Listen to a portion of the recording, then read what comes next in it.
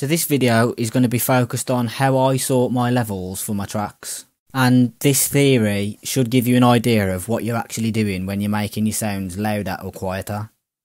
So to begin with, I always mix my kick down to minus 15 decibels. And in dance music, we always want our kick to be the loudest thing in our mix. Now, with that being said, we don't want to pump it too high because we're just going to make the mix muddy and we won't leave enough headroom for the mastering engineer. Now that we've got our kick mixed down to minus 15 decibels, I'm just going to quickly run through the theory behind how we perceive changes in loudness and how we're going to apply this theory to our production process.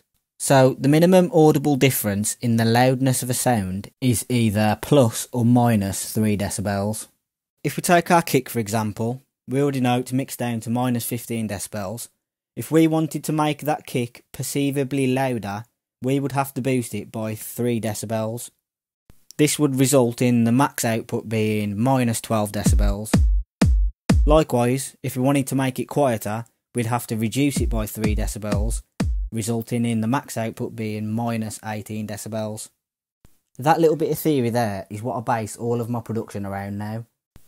As I mentioned before, in dance music we want our kick to be the loudest thing in the mix, so when I'm mixing down my clap, I will make sure that it's 3 decibels quieter than the kick, which results in it peaking at minus 18 decibels.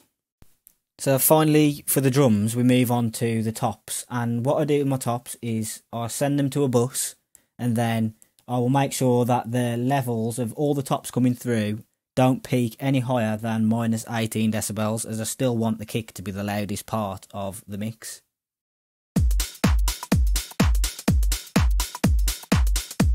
So yeah, that was a little scratch on the surface really of understanding levels and decibels.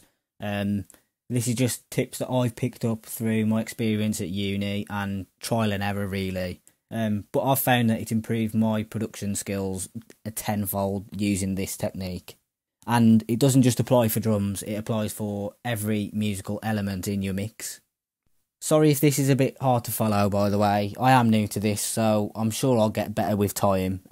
Let me know if this does help and whether you want to see more.